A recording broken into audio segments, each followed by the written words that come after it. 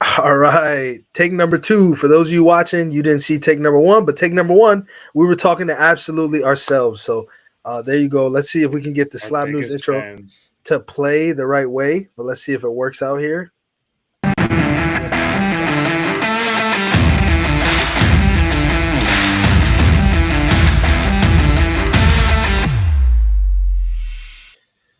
I gotta say, man, shout out to Mr. Video Guy who shall remain nameless for now. I like that intro. I think it's a great intro, very creative.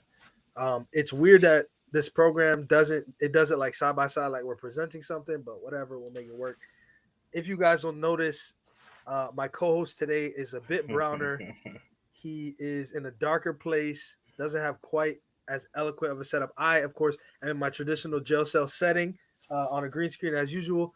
But here we are, Smack Talk Live, episode number 81, according to Mr. F3, who so eloquently and nicely corrected me earlier. I said episode 82. He's like, well, technically, if you count the preview show as its own thing, it's not really episode 80, whatever.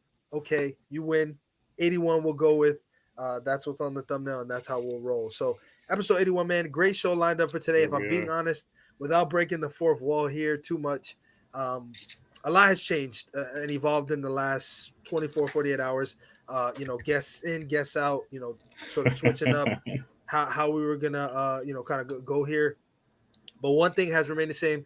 The return of the man, Big Jeeves. A lot of you guys actually may not have even met Big Jeeves. Facts. Actually is his name. So Slap News Driver, as Esteban calls him. That's the new era of Big Jeeves. But believe it or not, for those of you who don't know, Big Jeeves is actually part of the reason Slap News exists. Big Jeeves was around day one. He was hustling and bustling back in the days, in the hotel days at Palace Station, doing interview stuff in the hallway. Although he was behind the camera for many of that, or for much of that, I should say, he was absolutely there from Power Slap 1. So I think pretty consistently until about Power Slap 7. Then I think International Fight Week, you took a little break. And then, there was some international events. You came back at Power Slap 10. And then, so he's been around. Just not always on Smack Talk. Obviously, if you guys watched the Power Slap 17 watch party, he was on there as well. Me and Big Jeeves have a different chemistry, man. It's a bit different. We get a little wilder. When the big boss is not around, we act a little professional. Every once the warden's not here, so the prisoners go wild. Exactly. The prisoners run the prison, and we get a little crazy. But today, we got some cool stuff lined up in lieu of a lot of changes, a lot of guests. I was hoping to have some pretty breaking news to be able to reveal to everybody. Unfortunately, it does not look like at this current moment I'm going to be able to do that just yet. Waiting on some things to kind of check out before we're able to do that. But if it happens during the show, I'll be happy to sort of indulge. But we got DTP lined up. We just dropped an interview with DTP, I believe earlier today. Power Slap 17, but he said a lot of things in that interview that I got questions about, and I'm sure you guys have questions about. And he's always a fun interview. We don't talk to him, nearly enough, so we wanted to get him on here. Another guy we have coming on the show, we're gonna do Big Mac Makini Manu, another guy right in there, right? Just kind of earned himself that number one spot. Now 6-0, beats the Dumpling. Like, the sky's the limit. Really exciting, and another guy that I think everybody has quite a few questions for. Lastly, but certainly not least, we also have the blind heavyweight rankings, which I promised last week. I said it was Corey's job, but we'll do it in our beast hat here. So I have a bunch of heavyweight names that I'll pull out, and we'll see if I am correct in my hypothesis that no matter who you put together in the heavyweight division, you have a fun fight, just speaking to the talent there. But let's kick it off with none other than, we're about 10 minutes after the hour here, so let's not mince words. Let's get the man himself, disturbing the peace, Mr. Dorian Perez, front and center. Hey, well, sir, not center, but he's front and center for me. Okay, how are you, man? His eye looks better than the interview already. When did you do that interview with Corey? Like 2 days ago? Yeah. What are you, What's the up, fucking Wolverine? You're healing like fucking fine wine, man. Yeah, hey, the doctor told me I'm fucking built different, and I don't know if you saw that. Yeah. So I saw that. Was savage. So was that not a paid actor or what? Did you not tell him? No, I was at the doctor's office, bro. It's Dr. Chen. It's my dog. Dr. Big Chen. dog. Yeah. Man, you look great for... They told me in Saudi Arabia that I had a fracture here, like in my face. They said I don't have a fracture anymore, that I'm straight. But so they only gave me 5 weeks of like heal time. You got some different genetics or something, yeah. What is that? I got you had a fracture a week ago. You don't have a fracture today? Yeah, I got the same shit that they gave Yoel Romero as a baby. You know what I mean? Interesting. Interesting. Yeah. Yeah, The no, I'm toxic good. bat. Like I'm good. Because like they scanned my brain and my face in Saudi Arabia, and they said I had a fracture here. And they scanned my brain and my face again yesterday, and they said that there's like no evidence of that. So I was like, all right, tight. What's more necessary to compete though? Not having a fracture or making sure your brain's in one place? I mean, I don't really know. I just fucking get paid to fight. You know what I mean? I didn't fucking go to school to be a doctor. Yeah. Leave that to the professionals. Yeah, so they hooked me up with a brain scan and a CT scan like after almost every fight because I'd be taking like some of the hardest hits. So they're like, "Oh, we want to good," and I always pass the cognitive test. I always pass the fucking cranial test. If at any point like my bones start to fail or like my mental state starts to fail, then I'll probably fucking call it quits. But it didn't happen so far. I haven't seen any sort of decline. I've only been smarter every time that I've been slapped. We should donate you to science when you go, brother. Yeah. This needs to be studied. I heard a story of this lady. She wanted to donate her body to science, but the U.S. military bought her cadaver and they blew her up with an RPG. So I don't know. How does that work? They do that. Yeah. That's some American shit if I ever heard it. But look, man, you are 28 years old, young and looking spiffy and just taking it in. But I do want to talk about, and I think this is probably one of the most underrated things about not only you but your division, your experience. And I didn't realize it until earlier. I will pat myself on the back. I made the video earlier. You talking about your your previous opponents, and as I was making that video, I was like, holy fucking shit! Like this guy has faced the creme de la creme at heavyweight across periods of time since this thing's been around. Frank the Tank, Darius Verona, right? Dwayne Crespo, Sass Billy, Brian Ellis, Damian DeBell, Pono Pal, Zakir. Like you've gone through the who's who of the division at any given time. I'd argue more so than even the champion Damian DeBell has himself. Obviously he's taking on guys like Nate Bernard and Ryan Phillips, but I think that there's a lot to be said for these massive guys with a lot of steam on them, like Pono Pal, Zakir Namabayev in this generation, Brian Ellis and Dwayne Crespo of the prior generation. And in sort of the first iteration, I think Dwayne Crespo was also part of that kind of era, and Darius Verona, obviously Frank the Tank, right? So I'm curious when you sort of stack that resume up against any other resume if there's a heavyweight, which, like I said, I mean, I think it probably supersedes that of the champion himself. Like what when you just, I know you talked about, I don't mind, I'll take another fight, or I'll I'd like the rematch, but like what besides all of that, how do you stay motivated when you just keep mowing down the guys they put in front of you? I mean, of course, obviously the loss to Damian was close, right? There was some fouls in there that if they didn't exist, it would have been fine. The Brian Ellis one was a weird one, right? Gets overturned, so that's not really a knock on your record anymore. And then, of course, the Dwayne Crespo match was another unusual one. But when you talk about and I will make a video on this, but when you talk about there's one moment, and I showed it in your video, but there's one moment where we see you look a little bit different than we've seen you every other time, and that's against Damian DeBell. I believe it's in round 2. He hits you, and you don't look like the Dorian of old necessarily. But when I say that, it's not significant. It's a different look in your eye. It's a little bit like, oh shit, like I've never felt this before, but it's still insignificant. You moved maybe an inch, like nothing happened. So like I kind of discounted him right there. Like in that moment, I was like, I'm not even gonna brace. It's like kind of I do like a tough man competition in my own head. So like normally I'll like take a breath and like brace, but I was like, this guy's such a bitch. He's not even gonna knock me out if I'm not gonna brace. So I didn't brace, and I didn't even blink. Like he hits me right in my eye, and I'm like, for a second, I'm like, oh fuck, I got powder in my eye, and I was like, oh yeah, fuck, I'm in front of the camera. Like I gotta like not care about that right now. So like it was just a moment of like, oh fuck, he hit me harder than I thought he was gonna hit me. But but yeah, so going forward, those like round 3, round 4, round 5, I was like more locked in and more like smart about it and not trying to be a fucking meathead about it. You know what I mean?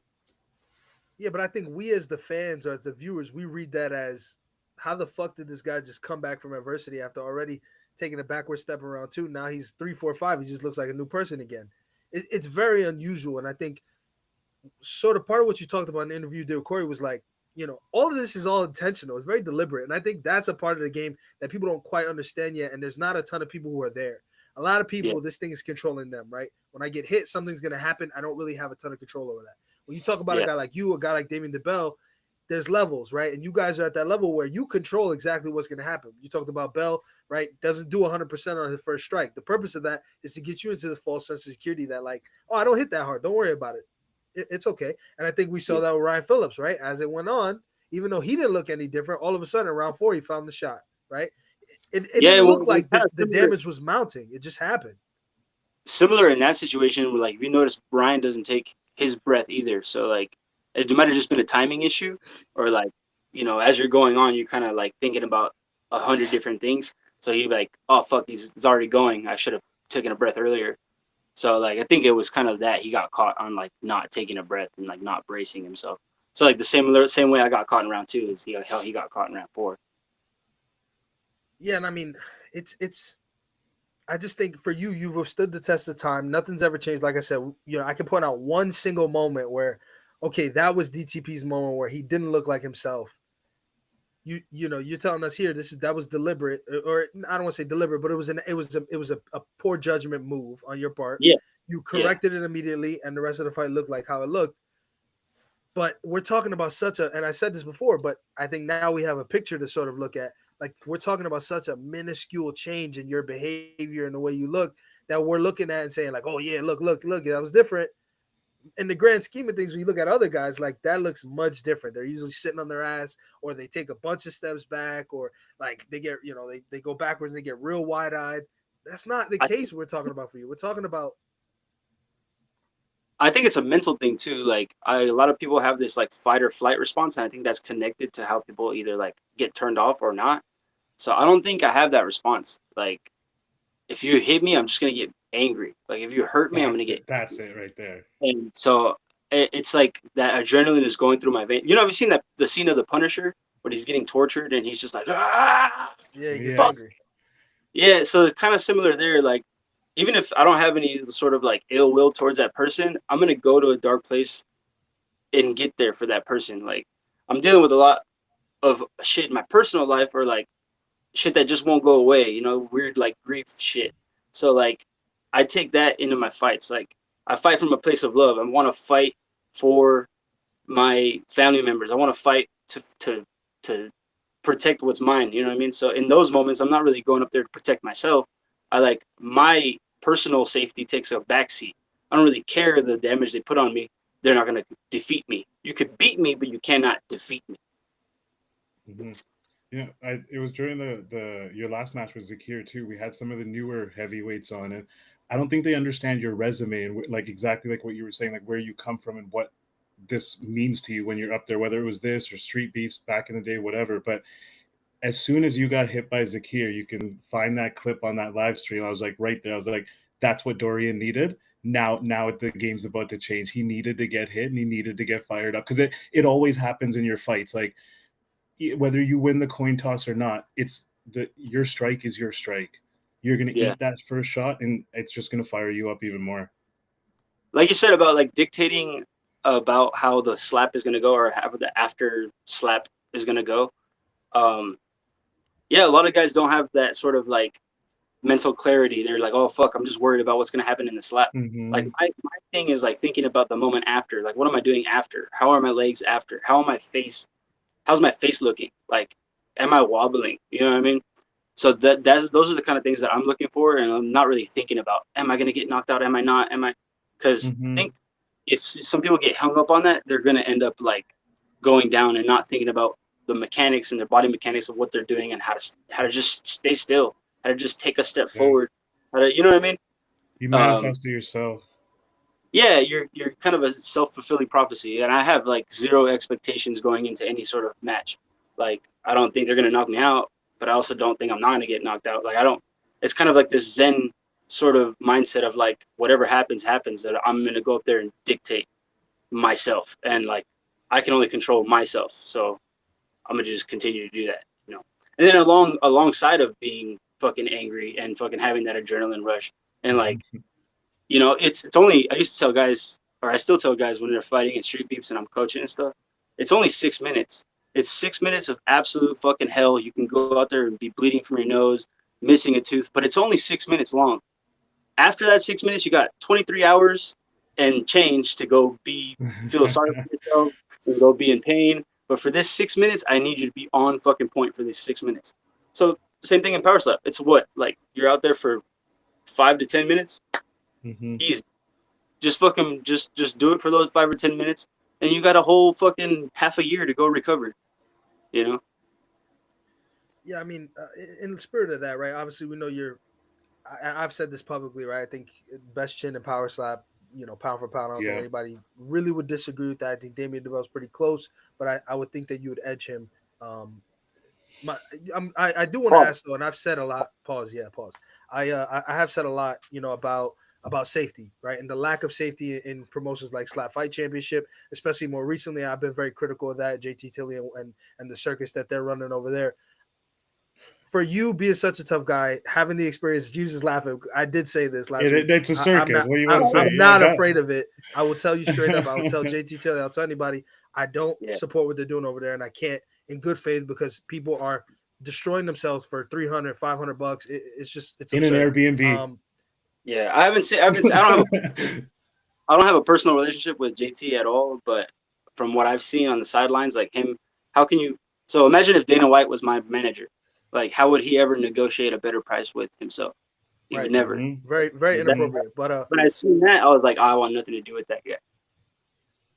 Yeah, I mean, I just think what they're doing. I think what the athletes are embarking on, right? These tournaments with 3 different fighters in a night, and I'll be honest with you, I won't dime anybody out just out of pure respect. But there's athletes who have competed for them that are not in power slap that potentially might even still have, deals with them, whatever that is on a napkin or whatever weird shit they do, the signatures on the side of the barrel that they make deals on. Like they said when I spoke out about this and posted it, and Corey was also he echoed the same sentiment or similar sentiment. They said like, I realized afterwards that it was ridiculous what I was doing, especially for the money. Like if you're gonna do it, at least get paid to do it. Yeah. I appreciate that more. These guys don't give a rat's ass about your health and safety. My question is where I'm going with this is for you, you're a guy who's taken a lot of shots. You've gone to decision quite a few times, and your chin is among, if not the greatest that we've seen. It's up there. How much longer do you want to do this? Like you're 28 years old. You've taken probably something close to 25 slaps from any given person, right? Plus the street beefs time. Like, what's the future like for you? How much longer do you have on this? And how much longer do you want to take this kind of? I know to you it's not damage, but you have to believe and acknowledge that this will catch up to you at some point theoretically. Yeah, I can do.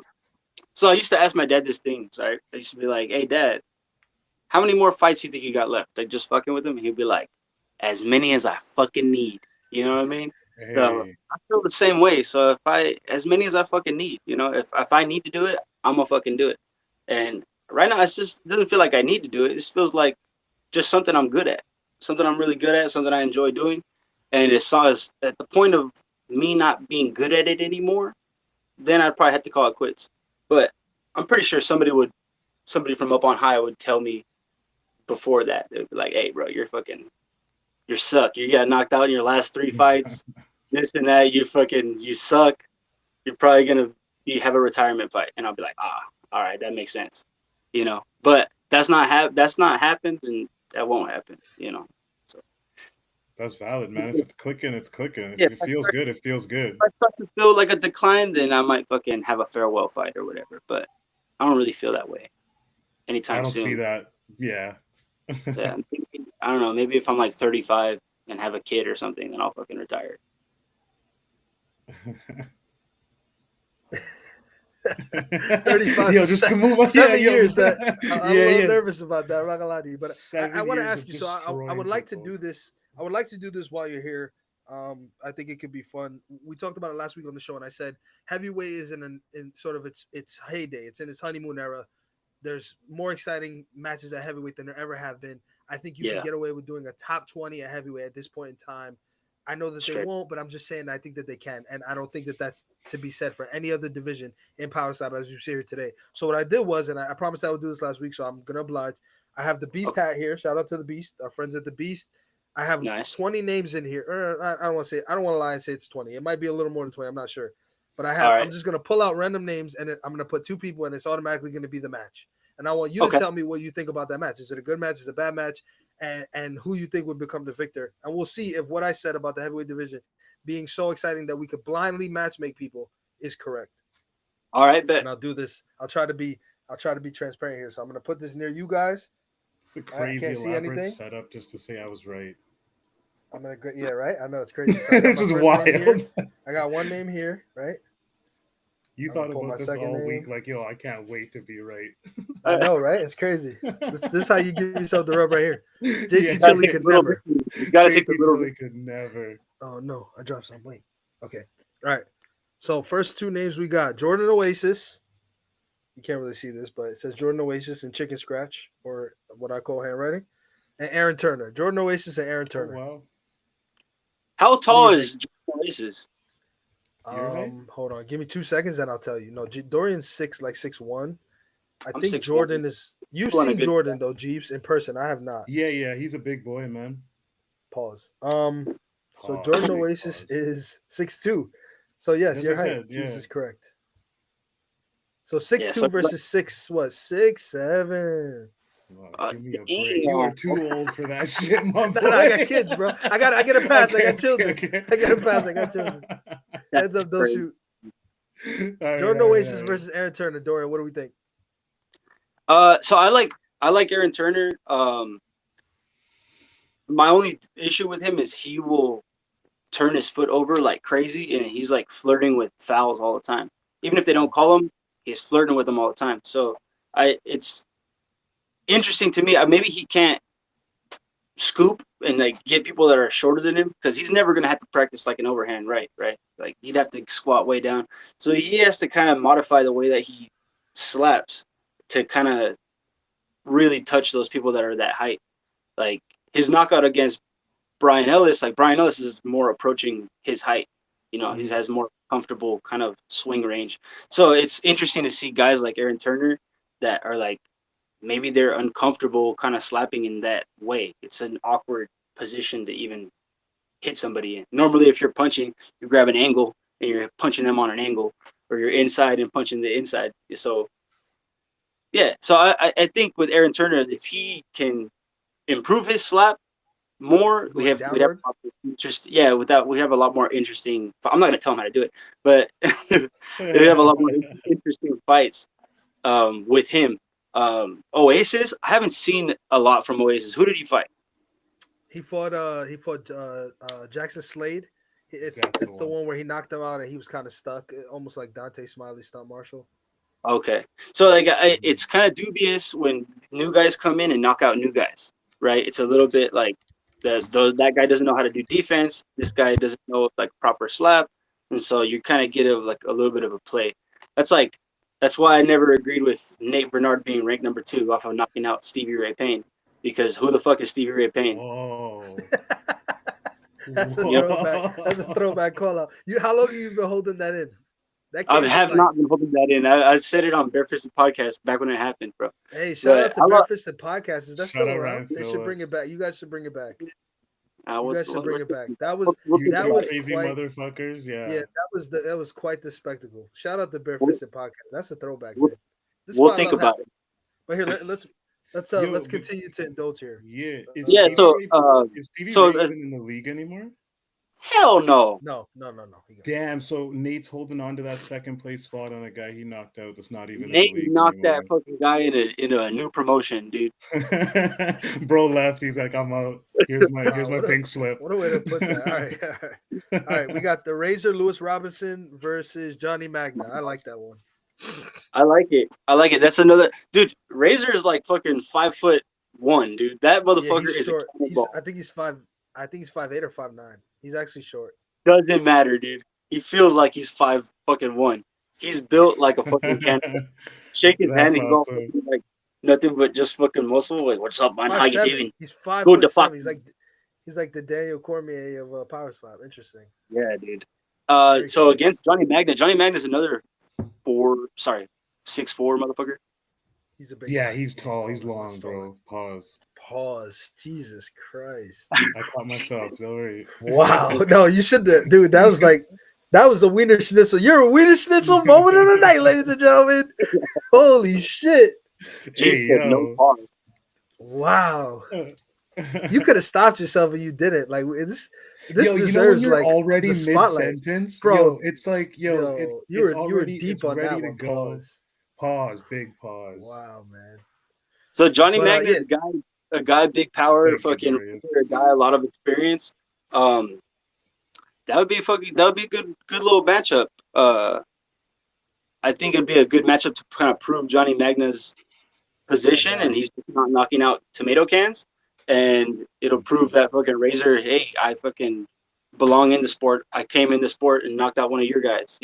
Not just James, because James is different. You know what I mean? James is that's what I was gonna ask you. Do you feel like that was the right opponent for him to kind of be brought in against? James that fought Pono way back in the day, maybe, but James that fought the other week, probably not. James that fought the other week, probably a 205er. Like he didn't even have to make weight. He was eating all week. So there's guys that are like Brian Ellis that cut from like 290, all the way to 265. And missed. Yeah, and he missed weight. So I mean, he shows you how. Well, yeah, but yeah. Yeah, no, the Razor, just a big, strong, or a stout, strong motherfucker against Johnny Magna, big, long, fucking nice wind up. I dig it. I think Razor would probably take it by decision, assuming they don't fucking crack each other off. Wow, that's a good take, man. I don't know if a lot of people would agree with that. I'm gonna clip that and get you shit on. Yeah, no, everyone thinks that everyone's gonna get knocked out. Everyone thinks that everyone's getting knocked out. Everyone thinks that everyone wants that, but like, especially my fights go to decision all the time because I'm able to withstand the fucking storm and shit like that. So at the top of the league, you got guys that know how to defend themselves. They're not just going up there and fucking being in an empty airbag and getting smacked. Go ahead, Jeeves. No, I was gonna say, like, we talked about like the taller guys having to slap downwards to shorter opponents, but what about this guy having to slap up at Johnny Magna, like 5'7" versus what is Johnny Magna, 6'3"? He's up there for sure. Yeah, so we're looking at a safe one. Yeah, we're looking at like shorter arms and like a weird trajectory. Yeah, it'd be like T-Rex versus a Tyrannosaurus. I tend to give the edge to the smaller guys because they're right in like overhand right range. I don't know if you guys fought. If you guys like go to like boxing class or whatever, when you throw an overhand right, all your momentum is being shifted to the side. You're throwing all your whole weight into it, as opposed to like throwing in. You have to kind of throw your weight to the side and like have this more arm kind of activation, as opposed to like a whole body, and you're just kind of making like locking this up and throwing your whole body into the slap. So I tend to give the edge to like shorter guys. Yeah, they come from underneath. You present them nothing but target, and then the ref, if you're too fucking tall, the ref will tell you to squat down a little bit. So you might not even be in a position that you're comfortable with to rotate. Yeah. Okay, that's the answer I needed. All right, let's just pick two more here. Yeah, well, I say it makes a decision because I don't think either of them are gonna get like super clean shots, but Razor's gonna have more meat on that bone when he makes it flat. All right, I got Ro Montana versus Buchin. Ro Montana, so the luchador versus the fucking the motorcycle. I don't know if you know motor. You know more about him than any of us do, but yeah. Blue Cheese, bro. Blue Cheese was out there in Japan, and making motorcycles, bro. Blue Cheese is on another tip. Blue Cheese is crazy, gang. This is my dog, bro. We didn't fucking speak a lick of English to each other, but he was like, doing shadow boxing, and I'm like, oh motherfucker, and I pushed him, and we started shadow boxing together. I love that. I love that motherfucker. When fighters has no language, speak violence, Yeah. I was gonna say you seem to have a real like connection with people who don't understand the fucking crazy shit that's coming out of your mouth. Yeah. So the Chinese dude, I forget his name, but he's Zhao. Yeah, the lightweight? Wukong, the lightweight. Yeah, Wukong. Chinese streaming service. So I didn't know, right? And he's fucking streaming on this Chinese streaming service. And he like shows the camera to me, and I'm like warming up or doing something, and I'm like, Bing Chailing, good for you. Oh no.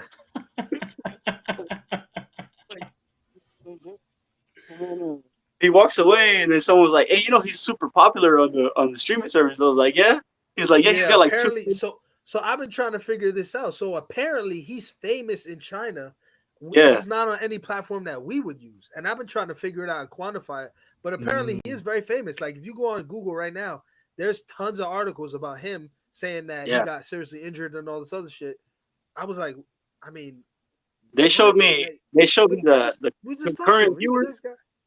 They showed me the concurrent viewers. Yeah, 2 million concurrent viewers watching live right there. Yeah, and I'm like,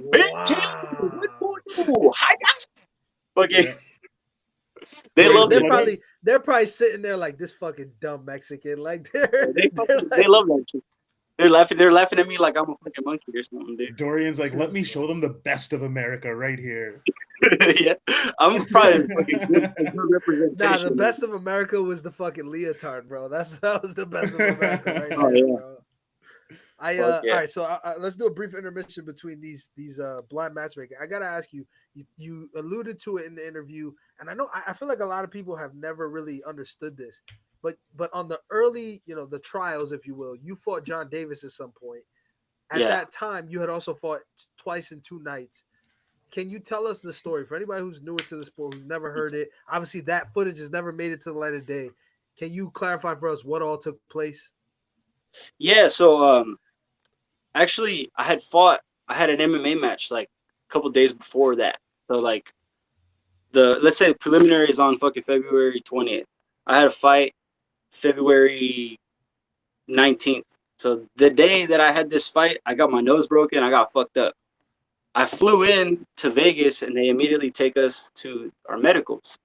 And at the medicals, I almost didn't get cleared to have this preliminary match because they're like, "Why is your nose broken? You already got fucked up." I'm like, "I did." To clarify, 100%. This is before season 1. This is before like season 1, not even publicly announced yet. A year before season 1 even aired. So this is 2022. Yeah.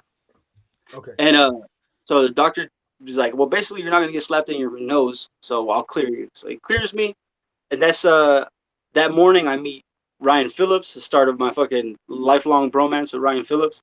He looked exactly like the guy that I had just had an MMA fight with. And I was like, "Bro," I went up and shook his hand. I was like, "Bro, you look like the guy that just beat the fuck out of me." And he's like, "Don't call the cop, dude. It's not me." So like that started our whole friendship, bro. But I met Dwayne Crespo. I met fucking Tony Lopez. All these crazy different names. And I have this like imposter syndrome kind of start to brew up in my head. I'm like, dude, I'm the only guy out here that's like a street fighter. Everybody else is a boxing champion, a Muay Thai champion, a fucking arm wrestling champion, fucking robotics champion. All these fucking crazy different champions. There was actually. Yes. A STEM scholar. Yeah, it's so fucking. Well, actually, you're gonna get the best slap with. Yeah, so I had this like little bit of imposter syndrome. I was like, wow, like I'm around all these people and this and that. Well, I'm gonna just keep doing me. I'm gonna just keep doing what got me to the dance. So fight day comes, February 20th. I fight this guy named John Beeler, I believe his name was, Johnny B, and we go to decision. I felt good about that first match because I'm like, damn, he didn't even hurt me. I felt fucking great. But I started to get this like little hematoma on my face, like from my eyeball down to my cheek. And then Power Slap comes to me. They text my phone and say, "Hey, you did great today. Do you want to fight again tomorrow?" I was like, "Fuck, that's crazy. Yes, I'll do it. No problem." So the very next day, same thing. They call me out, and I'm out there with fucking John Davis. So when we go out at these events, it's in the Apex, but there's no crowd. It's literally just White and like 4 billionaires sitting next to him. And so like I go out and I'm like, woo, like pretending like there's a crowd. Yeah, fuck yeah. Woo. And then they're just silent, just watching me. And yeah, okay, you too. Woo. And they call John Davis. They call John Davis. And he's coming out to silence too. And I'm the only one. John Davis. Woo. Yeah. And so he comes out, we have our match, and fucking to this day, I think like It's probably because I didn't know how to defend myself entirely. I'm just up there like just taking it. John Davis probably hurt me the worst, and it's probably because he got fucking compounded slaps from the previous day. But I took the dub on that one. I went the distance again, and I had a fat ass face, bro. Just absolutely. Me and Wesley took a picture. There's a picture somewhere out there of me and Wesley with our hematomas. We were like pressing our hematomas against each other when we took a picture. Like, so yeah, man, that was like my whole preliminary, man. That kind of killed my imposter syndrome. I was like, man, fuck all these people.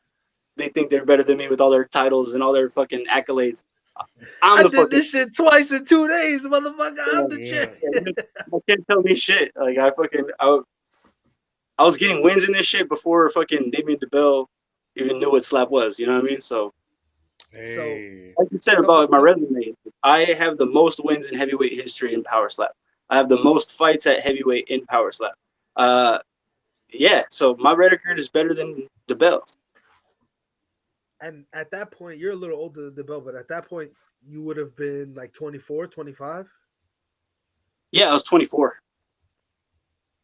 You're just getting you're just eating licks. But a couple things that I think is crazy. So them doing the 2 days back to back, they were in their JT Tilley era back then, which is crazy. He was probably around back then. I was gonna say, I think he was like advising that back then, so that makes sense.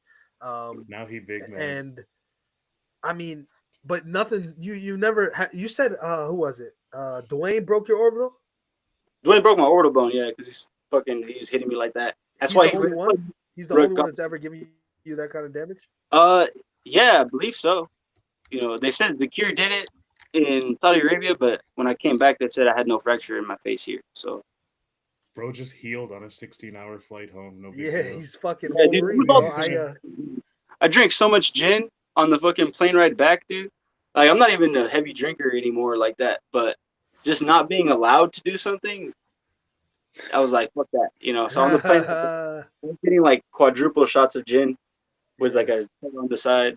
I probably had 20 of those. That's that reverse psychology shit. Yeah, dude. They didn't let me do it. Now I ain't gonna stop doing it, motherfucker. Boy was hanging out. I felt like I was obese as fuck because they didn't see anybody next to me on the plane ride home. So for 14 hours, I moved both seats down like that, and I was just sitting here in the middle of these two. Yeah, sleeping like. Absolutely. Well, I mean, they probably saw your face and they were like, I don't know what happened to him, but don't fucking put him next to nobody. They almost didn't let me on the plane, bro. In Qatar, they were like, "Sir, is your eye going to get worse? Do you need medication? Are you going to need hospital?" I was like, "I just came from hospital," but. They were like, "Yeah." They told me to get the fuck out of here. They told me to leave. Yeah, so it was just funny that I didn't think that I looked that bad, but apparently it looked fucking like I got stung in the eye with a bee or something. That was a big bee. This might be a detail Russia. you might. This fucking pause. Huge. Let's pause. You might not remember this detail, but do you remember how much about John Davis weighed in at for his heavyweight match? Yeah, he was a big boy back 45, 55. Wow, he's up there. He was huge, and he had like a mullet and shit. I was like, "Fuck, cowboy, really, dude, let's fucking do this." Correct me if I'm wrong, but even in season 1, John was heavier for season 1 Road to the Title when you guys were all in the house. He was heavier. He was cutting down, and so he just got more fit over time. Yeah, and he stayed around like that 185 walk around weight. I bet you now he could probably make 170 because he just stays in shape. Yeah, he stays training. Yeah. One question before I let you go. I really appreciate your time. Always a pleasure. You know, you could fucking run this show solo, man, because you got that bare fisted energy to you. Austin Turpin. I think Corey, you know, must have slipped his mind. I feel like you guys would be. I mean, I don't know that he deserves, you know, a match that high up, you know, as his debut at heavyweight, but nonetheless, I think for the fanfare, the history, you know, both kind of big talkers, like handicap that one for me. Like, you know, would you guys? Do you think you would be cordial? I don't know what your relationship is with Turpin now. You know, I'm sure you have your opinions on his career and how things have shaken out for him, but you know, talk to me about what your thoughts are on a potential match with him. Yeah, I like that matchup a lot, bro. I feel like I could be the one to retire him because he hasn't been doing great anyway. So why not let me retire him? You know what I mean? Yeah, he can't survive at heavyweight. He's like too fat to be a 205er and not big enough to be a heavyweight. He's like in this Goldilocks zone of fatness. And yeah, so I don't think that match will go well for him at all. And he can be cordial or not. I'm just gonna be me. You know, I don't change up for people just because you want to fucking put on a show. So I saw him change up on a few people. Like now I want to be big dog towards you and shit. And I don't really like that. I give everybody the same energy. You know, I'm cool with people right up until we get on the stage. On the stage is fucking different, you know, because now we're at war. But you want to fucking come at me with that kind of energy. That's why we have a hotel room. I'll beat the fuck out of you in the hotel room, and then I'll beat the fuck out of you. You know what I mean? So if you want to come at me like that, then no problem. I'll just invite you to the hotel room. I'll beat the fuck out of you there, and then we can go do our match. Yeah, that's would be nuts. Yeah, that's the big question mark I have. Is you've never had somebody on the opposite side of you who actually is you know talking that. Disrespectful is not the right word because it really depends. I don't think it'll go that way anyway because I feel like he wouldn't match me. You know what I mean? He wouldn't be able to match my level of shit. Like, what happens when you have a dog that barks a lot and then you let him into a cage with a bigger dog? He shuts the fuck up. Yeah. It'd be interesting. Now I kind of want to see it. Because, there's one thing at being good at power slap, but there's one thing when you're like Dorian and you're really like that, like outside of power slap, like it's different. Like this guy's he's really like free. That. I fought for free. Dorian's really like that. So you will see this guy. You're staying at the same hotel. Like I feel like things might be adjusted to the possible outcomes that may come from them. God forbid he talks some shit to me at the fucking pool party. I'll drown him in that little kiddie pool they got. Yeah. I you know what? I think you heard it here first, ladies and gentlemen. I actually think that's a great match at heavyweight.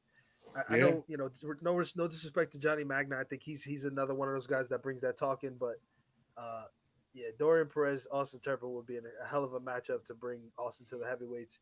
And I mean, I think most people think you versus DeBell again.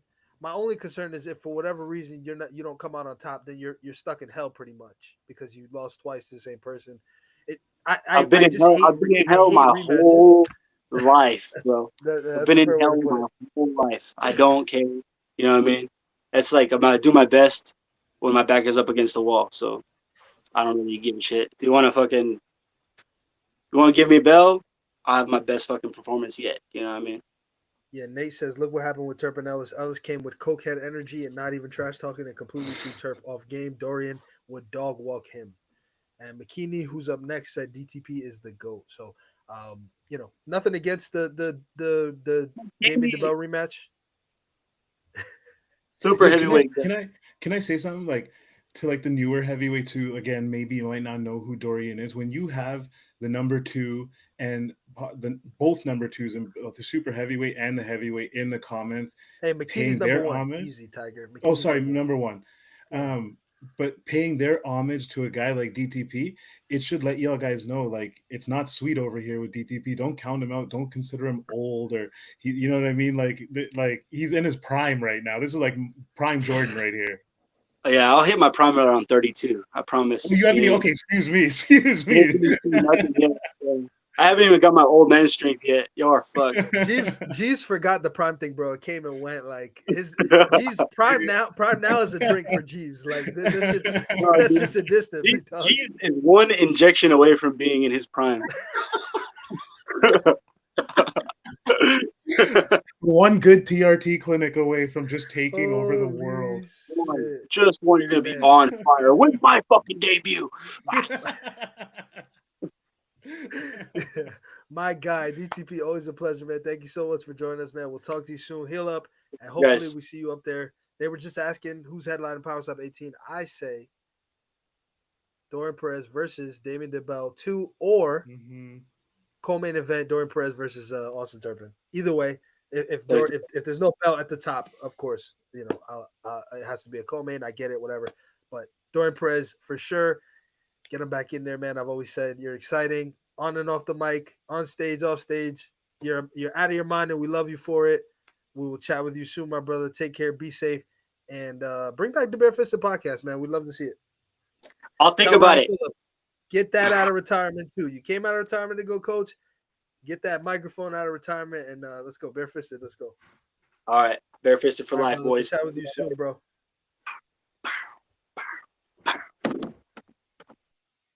All right, Dorian Perez, ladies and gentlemen. All right, let's move on. We're running a little bit behind, but thankfully we don't have too many guests.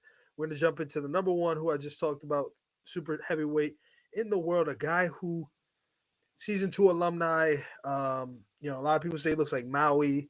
I don't know that I disagree with that. Definitely a very nice guy off stage, a very nasty guy on stage. Pause. None other than Jeeves is scared that he turned his camera off. My bad. He's none other than the Samoan Big Mac, Makini Manu. Is he there? He is chilling on the couch, watching the show like a champion. My man, what's up, brother? How are you, man? You looking good. Look, I see the ring light in your glasses. You just kicked up. I mean, this is crazy, man. What's going on? You getting these big checks these days or what? Oh, just chilling in my throne, man. There you go. Like a king would do, right? Yes, sir. How you guys doing? And you're still giving us that view on your phone. We appreciate that. Yeah, right. A big old teddy bear, huh? Yeah. So when people say you look like Maui, do you ever disagree with them? No, never. You're like, fine, no. I'll take it. It's not bad. Yeah, I'll take the compliment. Pretty good interpretation. Is but what is Maui? Is Maui? I know he's a demigod, but like, what's his background? Do you know?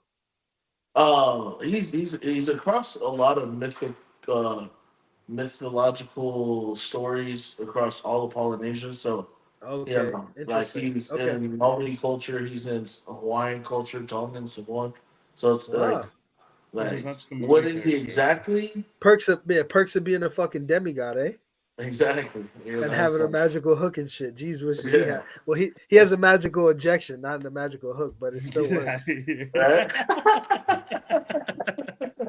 That's why I don't compete in power slap. I never. I can't. I don't compete because I can't. I can't. Sorry, guys. I can't. Too funny, but Big Mac, over man, here failing over cheeseburgers. Yo, that's wild, bro. Why you taking this shorty's joke, bro? So, Big Mac, I don't know if we knew it would take this long. When you think about coming off of season 2, that was November of 2023. 2 years ago from last month. Right? Yeah, 2 years ago. October, November 2023. You're at number 1 now. And I said this earlier in your career. I think your turning point was Stephen Rousey. Yep. Right? Yeah. So for those of you who don't know, Stephen Rousey, you were supposed to fight James Reddy at Power Slap 10 on the undercards. Is that correct? Yep, I remember that correctly? December. Something happened. That was December last year. Something happened with medicals. James Reddy did not make his debut then. Fast forward, Power Slap 12 in March, which we were there for. You fight Stephen Rousey, who's a new guy. You absolutely just smother him. Pause. Round by round. I gotta say pause when you're here, bro. Because I was gonna say you probably never say it this much on any other Smack Talk. Corey will give me tons of gay grace, but I gotta say pause every time. Gay grace is crazy that you need that in your life. It's crazy that you need that in your life, dog. That's wild. It's only Wednesday and you already need gay grace in your life. All right. So hey, it is hump day, right? So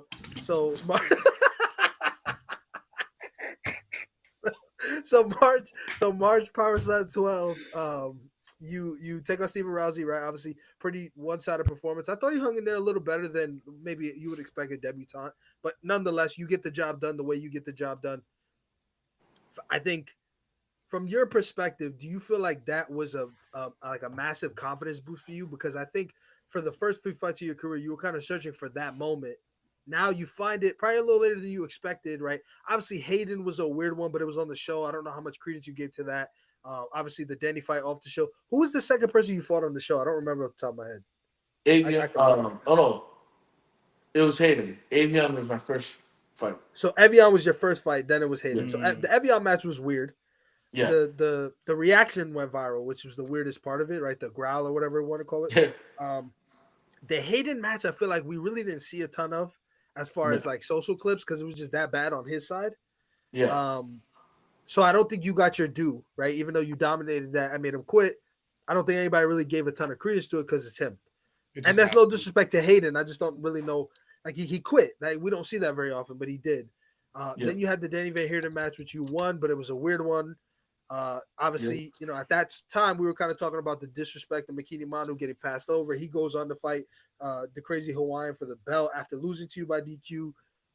Obviously gets completely kind of put in his place at that point at Power Slap 8 last year. And you're kind of in this like purgatory. What do we do with Makini? It was Danny and then straight to Steven because you had the cancellation, right? You didn't have a match between? Yeah, well, actually, my first match was Power Shop 9. I was supposed to fight Dennis.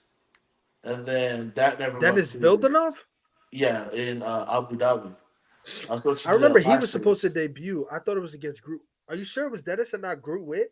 Whoever was Big Daddy. I'm pretty sure it's Dennis. It is Dennis. Interesting. Yeah, that's who they were. And, that's right. You didn't end up coming to the first Abu Dhabi. Yeah, and it ended up being me. Why we didn't fight because I didn't have my passport like in hand on time. Wow. And so it was already in the order, but I didn't have it. You know, and then they brought me back for Power Shot 10. I was supposed to fight Reddy. Yeah, and then he had health issues or whatever. It wasn't medically cleared, whatever that was. Yeah, and then they gave me Rousey, so I was out for 13 months after Danny's fight. So that was February. It was Power Slap 6. You fought Danny, February 2023. Yeah. Then February 2024. Then fast forward, March 2025, you fight Steven Rousey. Then July, you fight Dwayne. Yep. What would you think was your, coming out party for all intents and purposes? Like, was it? Come on, I wasn't gonna say. I was gonna try to sneak that one past you, bro. I was like, he's typing. This is perfect. What you're saying, I was like, he's typing. This is perfect, but he got it anyway. Mr. I'd say it was the Rousey fight. Because I really felt like that was the like, okay, well, this guy's been out for 13 months. Can he do anything? And so and I would love to see Rousey fight again because he wasn't, no Joe. He didn't go away right away, which honestly should have. The way you were cracking him, like I think we all expected that. Well, every round he was rocked. Then the third round he was done. First round I hit him with my left and I hurt my wrist. And then I switched it up to the right, and then that was what blew everybody's mind was they thought I was a left-handed striker, and then when I went to the right, I was just dominating on the right. It was worse. And I feel like just the entertainment value inside a pre-recorded show, just with that, because I did the "I'm Greatness" song from Roman Reigns. And so just that whole arena was never saw the light of day, bro. It did not see the light of day. Right. And then but that right there, it was all business for me on that because I was like, I gotta make a statement, make them want to bring me back. So I feel like Rousey is my coming out statement, and then Dwayne was like to secure, okay, this guy is a prize fighter. Maybe, I don't know. I felt like the Crespo fight was like, okay, he's an entertainer. Let's use him. Yeah, I mean, I think from the outside looking in, most people would expect the opposite, right? Because it would be Dwayne is the rank guy who has the stripes. You'd expect him to be the one that's the tougher challenge, especially given Dwayne Crespo really doesn't get knocked out, especially not like that. I mean, he's been knocked down a couple times, but we don't really see him look like that. And then there was the aftermath, right? Obviously, the whole like, oh, did he go? Right? That went viral a few times. They moved your eye a little bit. Shout out to Skurda, right? And that goes viral. And then the one that really went viral several times was, you're slapping him, but as you connect, like you're already looking into the crowd. Then you focus on what's his name? Thomas Davis, right? Something like that. Yeah. So you're focusing on him. He happens to be the one who's recording. Forgive me, I'm not a massive football guy, but apparently he's a pretty well-known football player in the past. You point at him, he posts the clip, you're like literally engaging. in your head, you're just like, yeah, that was for you. And from his point of view, for anybody who's watching it, it looks like you're saying like, you're motherfucker, you're next. Like that's what I'm gonna do to you. So it goes crazy, right? A lot of people they meme it, they make it all funny, whatever. So that, from a virality standpoint, from a facial recognition, from a branding perspective, I think that was your big moment. But I do agree. I think your launch pad from when you started to go at an uphill trajectory, I think was probably Steven Rousey. Right off of the Dwayne I'll say that match. within the company, Rousey. But as far as like people knowing who I am now, for sure, Crespo's fight. Yeah, because you're not doing bad on social media, my man. Let's talk about that. We're great. We're rising up together. We're racing. That's what's happening. I gotta buy followers faster now. It's not working. Yeah. The check didn't clear last month. No, so I think you just passed 20,000 as well. So we're right neck and neck. I think. Yeah, we're neck and neck. Well. Yeah. So I'm very happy to see that success, man. You deserve it, and I think your personality lends credence to it. And I definitely appreciate. Obviously, you shout us some collabs and stuff like that. So we appreciate it, bro. Honestly, I'm very happy to see. Obviously, well deserved. After the Dwayne Crespo match, you get the Dumpling.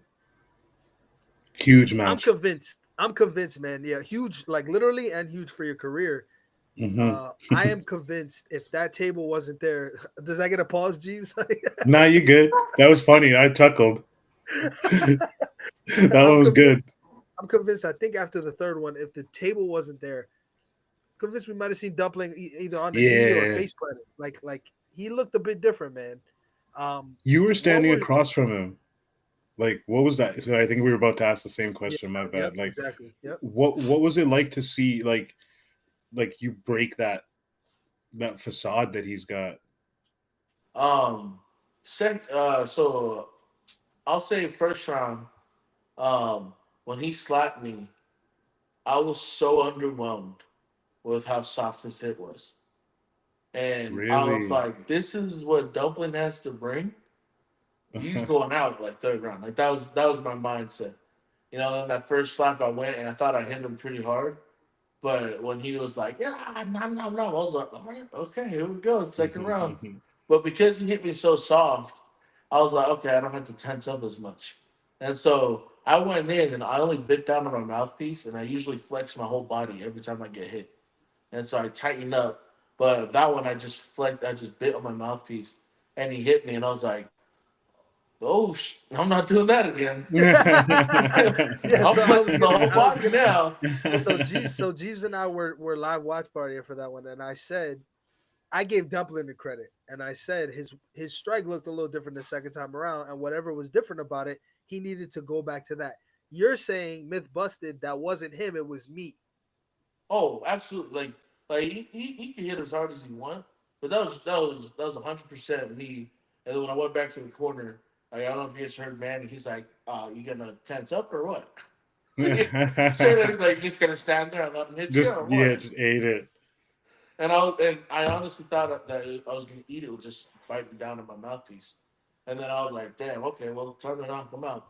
And so, but man, I've been training on my slap for a while, so I now know how to throw my weight through on it.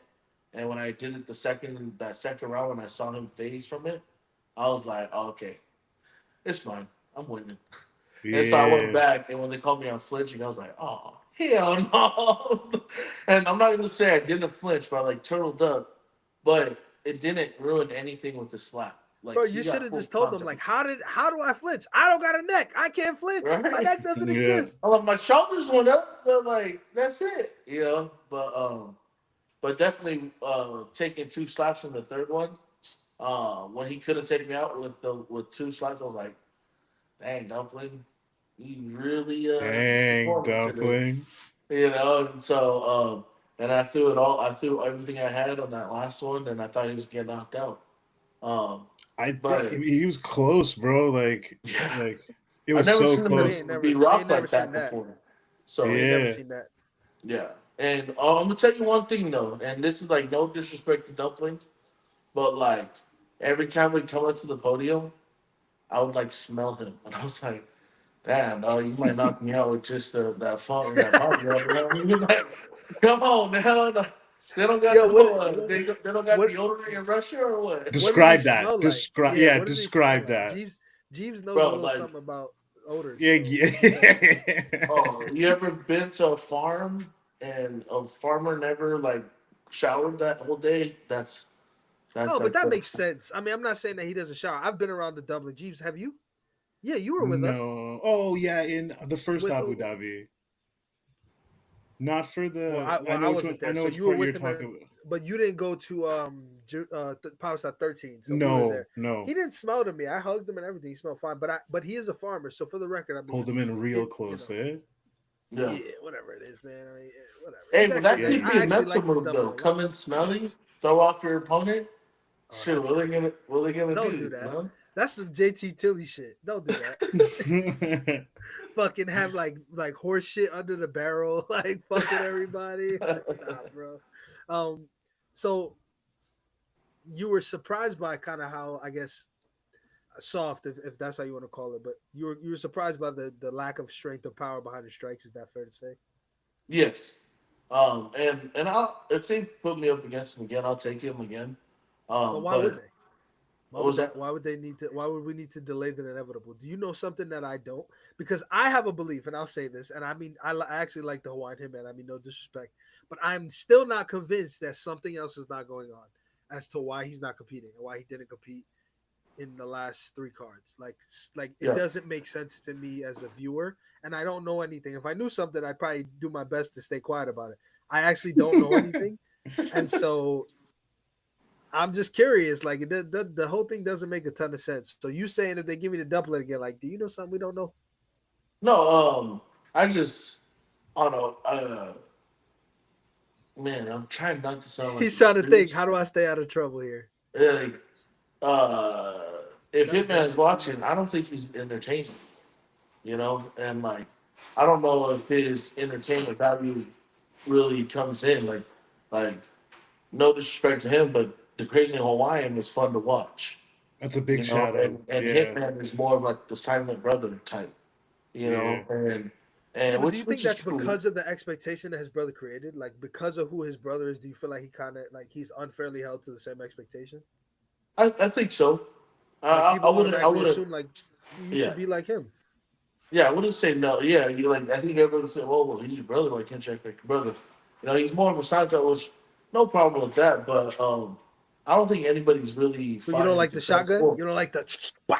You don't like that? It's not your thing. It's not entertaining. I mean, it's cool, but I Nah, mean, he has a point. um, He has a point though. Like if you're gonna come in and not just like make a splash, but be champion, and you have that shadow of your older brother, you're gonna have to do something, whether it's you or not. Like you said, it's fine if he's a quiet guy, but this is the sport, right? Like we need to see a show. So, like he's going to have to put on that show if he ever wants to step out of his brother's shadow, because we've seen the exciting guys get the matches and they get the top billing matches because they're exciting, because they're viral, because they have that something to them. And Makini's proof in the pudding, man. 2 years and he on the way up. Terp, another example. Like they want that. So Makini has a point, You bro. love this terp season thing, huh? Should We we out tell here. everybody? yeah, I've I feel been like Team that's Terp what since day makes one. Turpin fun is his entertainment value. You know? That's what I'm Yeah. saying. So, Yeah. like, I agree with your point with the Hitman. Is yeah, he's probably going to have to be more exciting. Like, if we want matches, or you face him anyway, the title possibly changes hands, and now we have an exciting champion. You know what I'm saying? Yeah.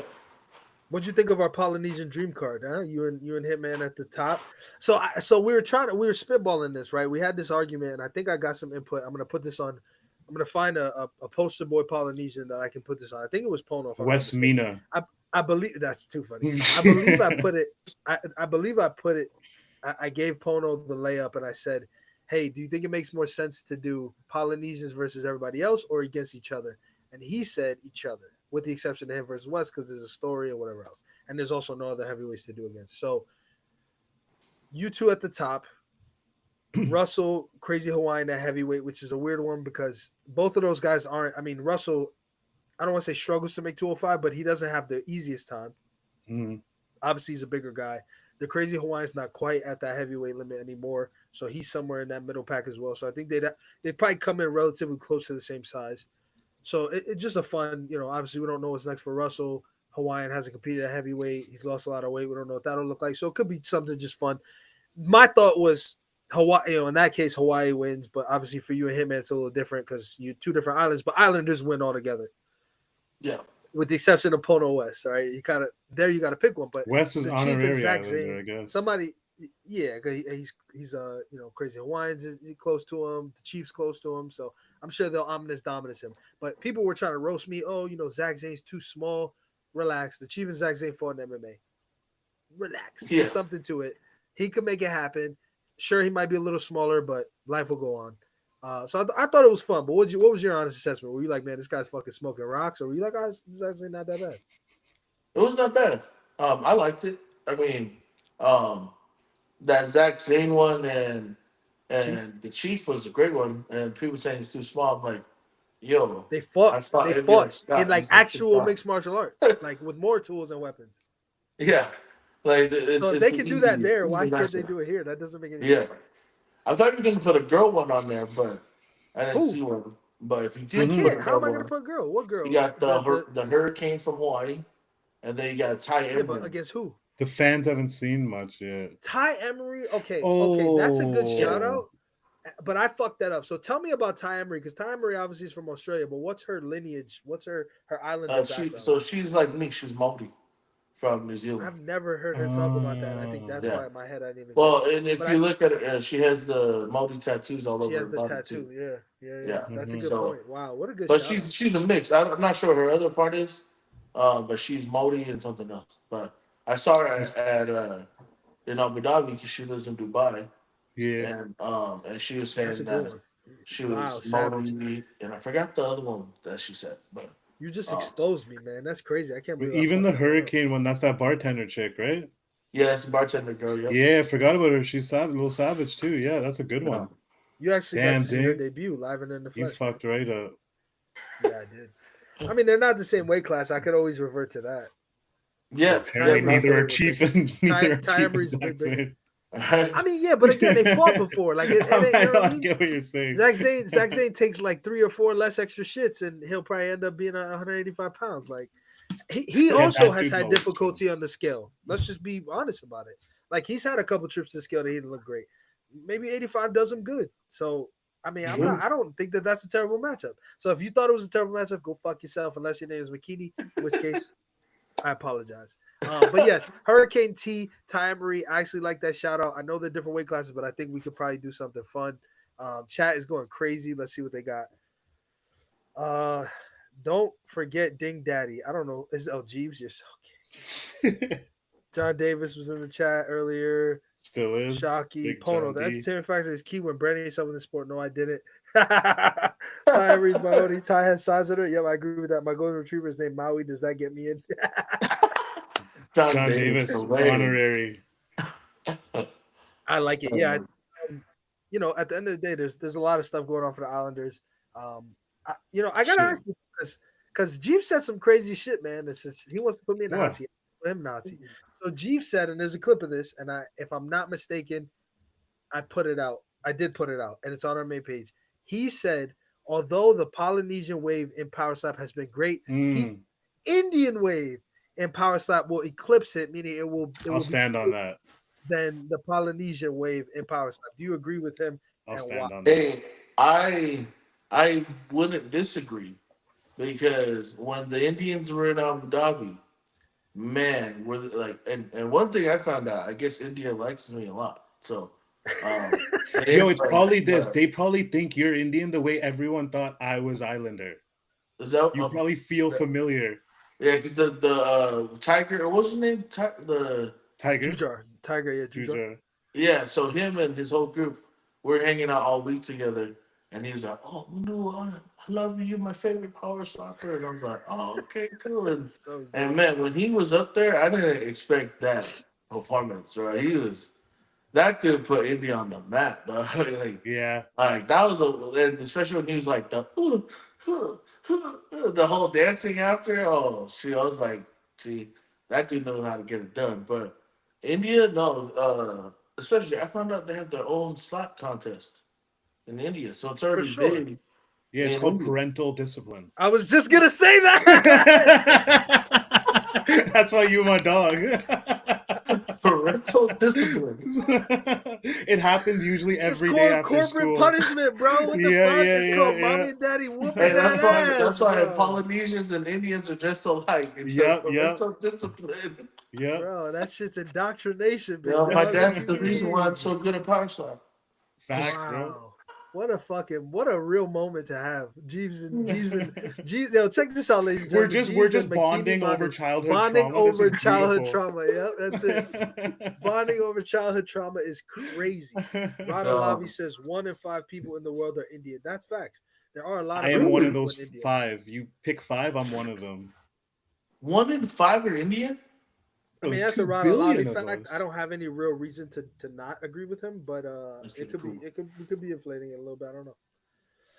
The draw is going to be crazy. Yeah, I think what's crazy is from a non-Indian perspective, the Jujhar thing was prolific because it was entertaining.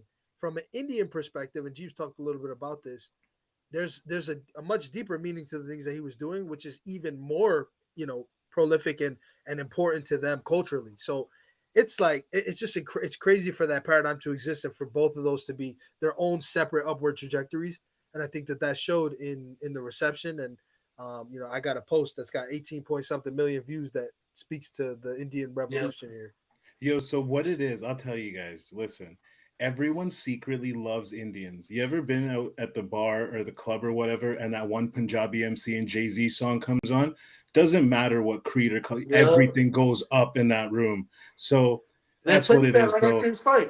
Yeah, we could like these memes and all this. Everyone secretly loves Indians, bro. I mean, I love I love a lot of Indian things, man.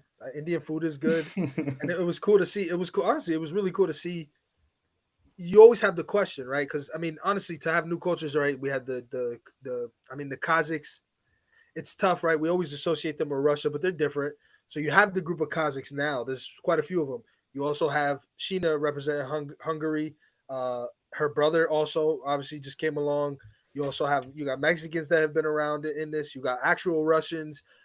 Now you have Indians. So you always have that question, like, what are different cultures going to do? There's Chinese now, Japanese, and what Dorian Perez calls blue cheese or buchin.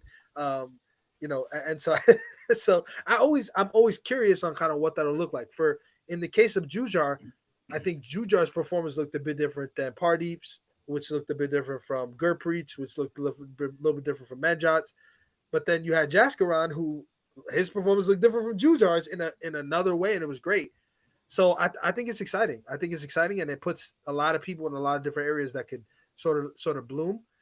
Jeeves, are there historically? I mean, I know there's famous ones, right? Like his name is escaping me, but he was actually in Saudi Arabia. He's a WWE guy, very, very big. He was hanging out with Jujhar. There's a few. Is it someone recent? Great Khali is like one of the more famous ones, right? Jinder Mahal. Yeah.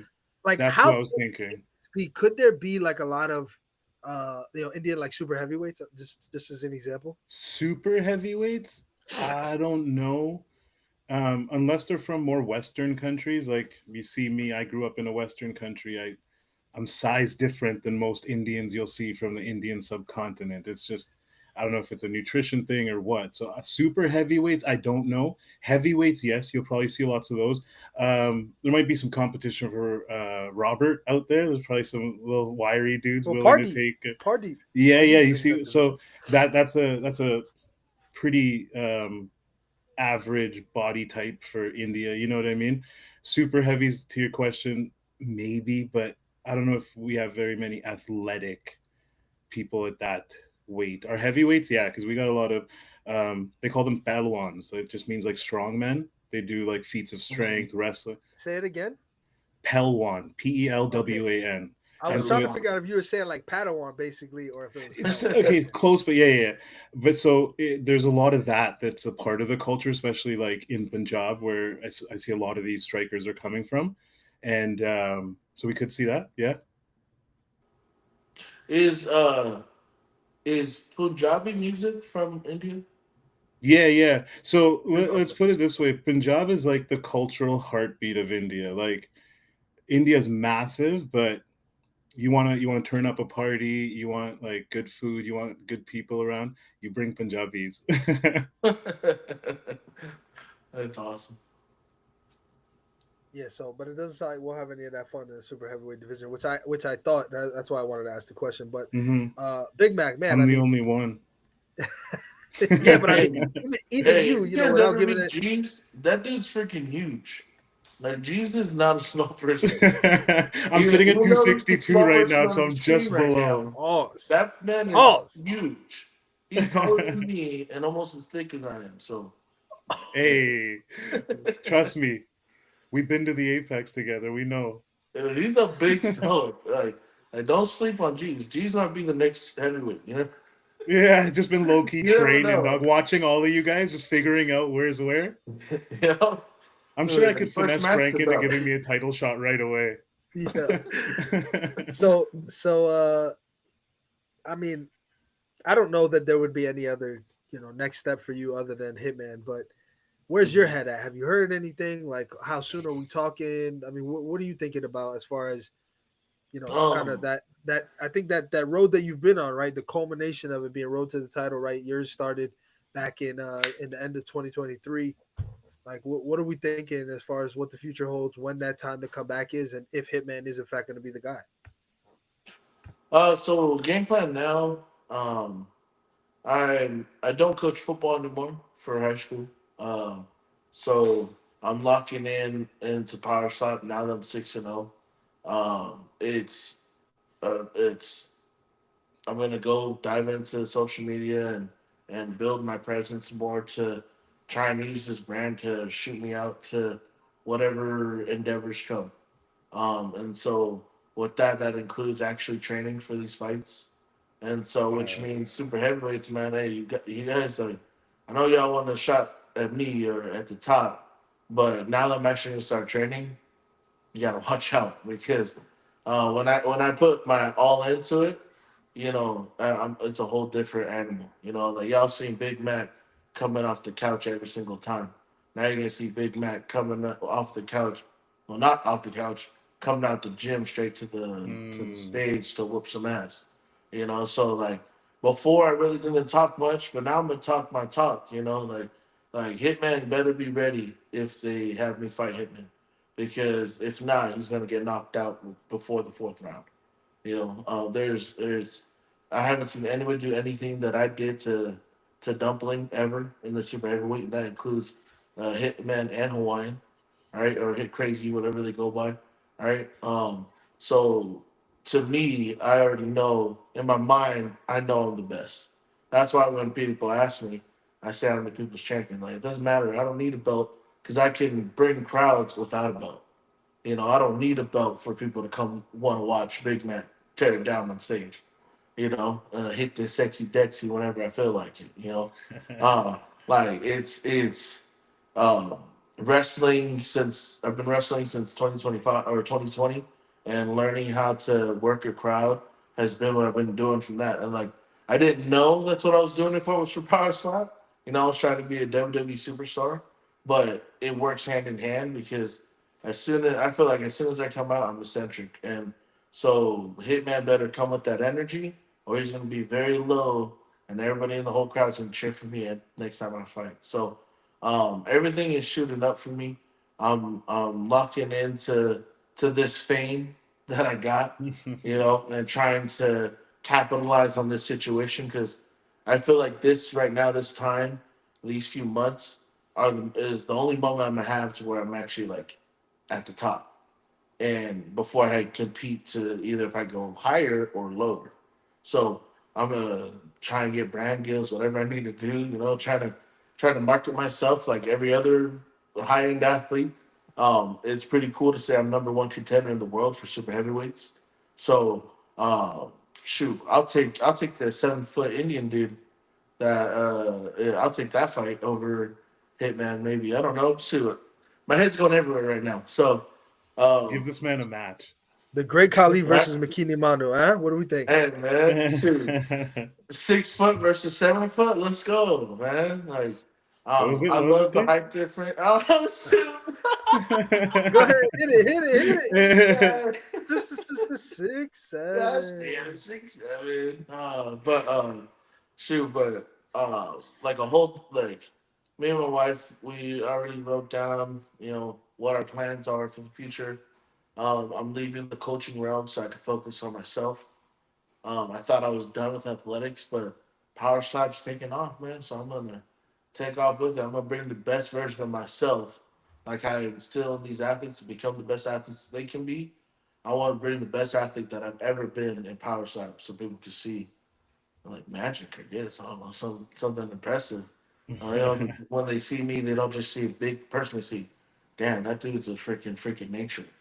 Not just a big fella. Everyone always thinks I'm big, but wait till I'm big and Oh, I they got my know you're muscles big, flexing. dog. Yeah, Wait till I'm cut, bro. that's the key in Big Mac. Big Mac. It's all one word. But Okay? man, incredible to see your success. Obviously we've had the privilege of being here since it all started and watching that ascent.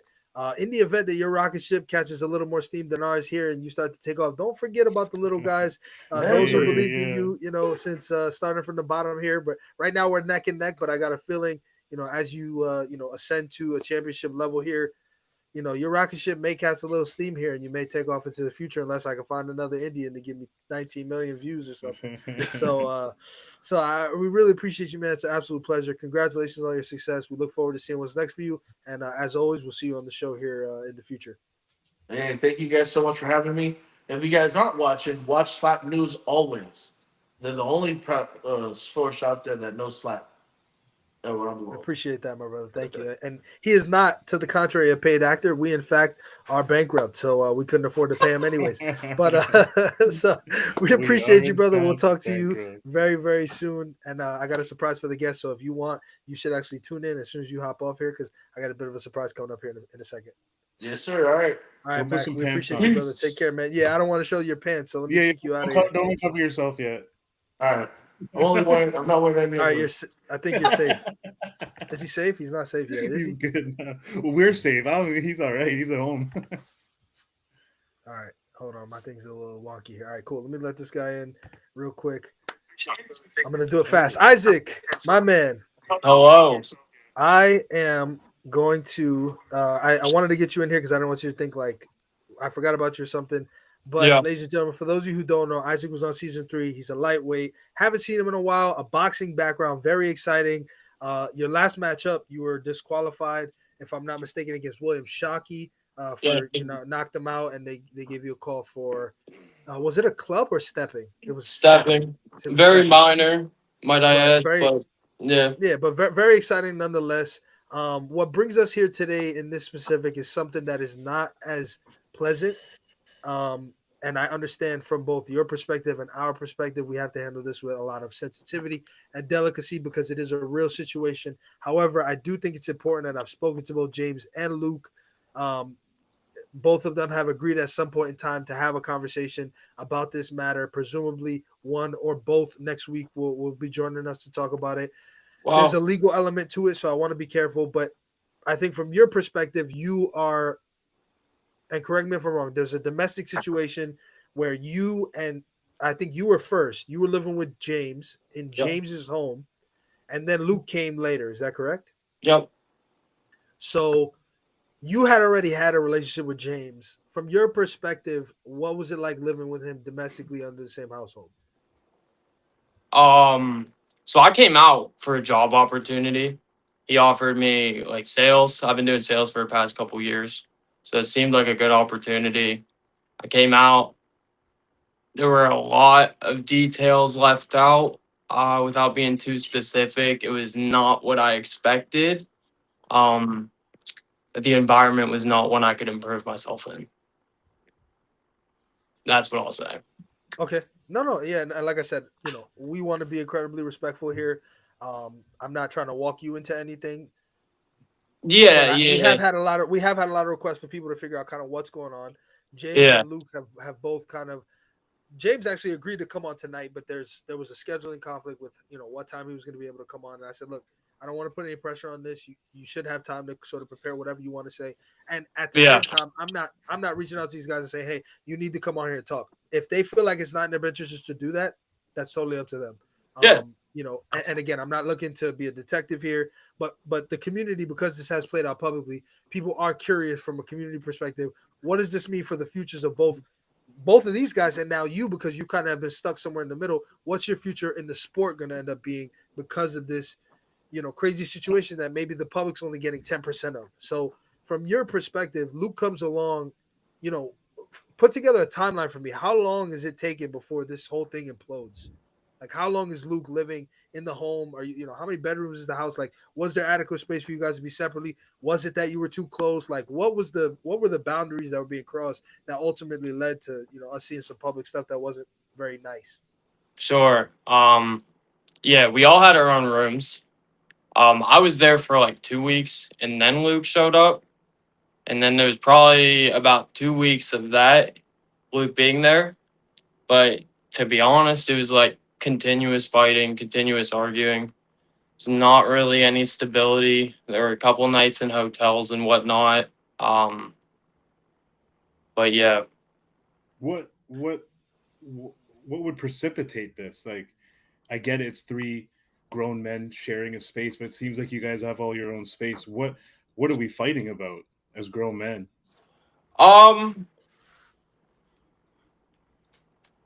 If it's touchy, don't go there. Like, if you Yeah, can't say yeah, it's, no, it's you're fine. good. You're on Slap News. I'm just gonna say name on like your there. shit. Go for it. Yeah, yeah. There's just like substances, people taking other people's food, people walking around in the middle of the night screaming. There's just a lot, So and it's essentially a violation of, like, you know, everybody's kind of peacefulness. So even though you were giving your own designated space, you guys were intruding and encroaching on one another. I'll just say that generally. I won't put any names to that. yeah. I know someone was drinking out of the milk jug, which that's so minor in the grand scheme of things, but I'm just putting that out there. So that's something that pissed someone off. Um, yeah, it's like it's really hard. It was hard to use the bathroom. Why? Whoa, pause. In What what does that way? mean? Yeah, I what does that can't mean? say anything else about Okay, that, to be okay, honest. okay. Fair enough. But that's just to give you guys an idea of the situation. Like that wasn't like much of an option. Now, from James's Yes. perspective, to clarify, what were you and Luke? Well, I don't know that you can speak to why Luke was brought into the fold, but were you brought on under the pretense that you would, like, help him financially? Like, what was the objective? Why was he opening his door to you to say, "Hey, you can come live with me"?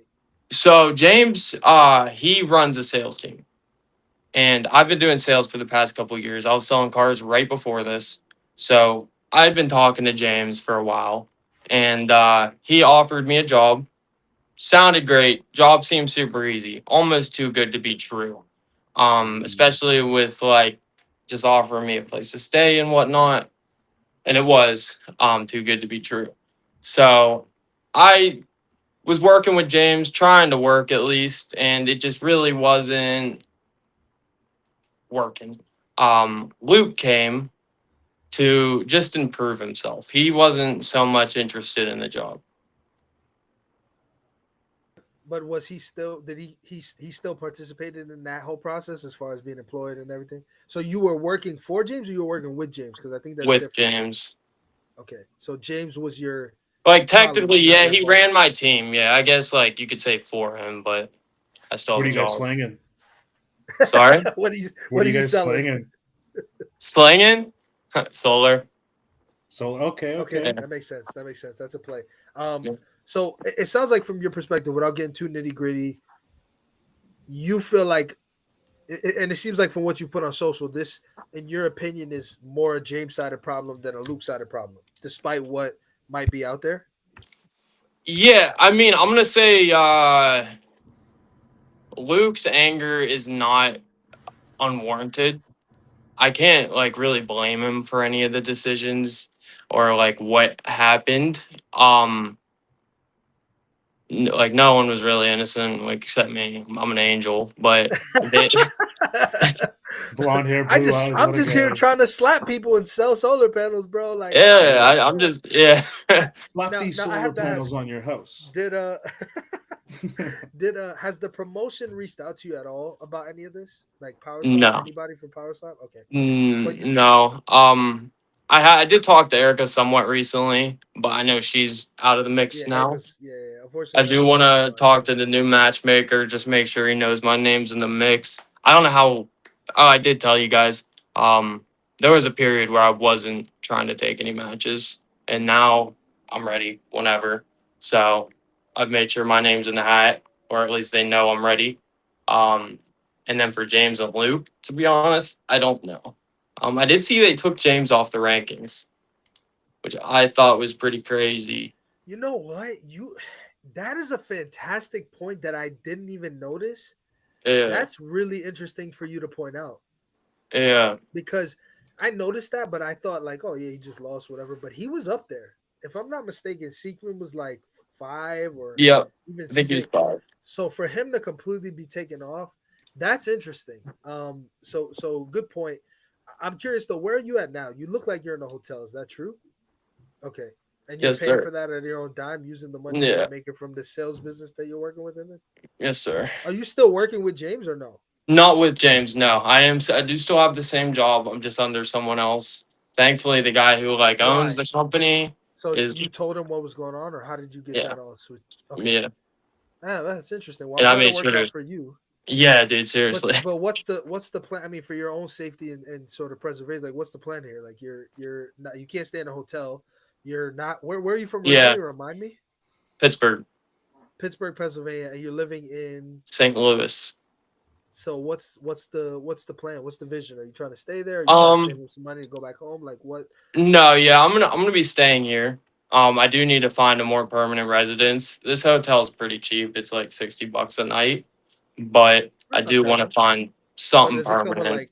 does it come with like cockroaches and bed bugs and stuff, or like what does Dude, that look like? actually, it's crazy you say that because I've been here for like 5 days now. Haven't noticed like anything.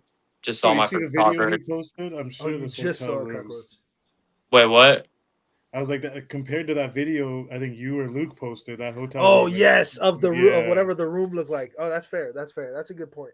So basically, it was a trap house, not a trap home. Yeah. I get And it. It's tough. I wasn't ready to lower my standards 20 deviations, to be honest.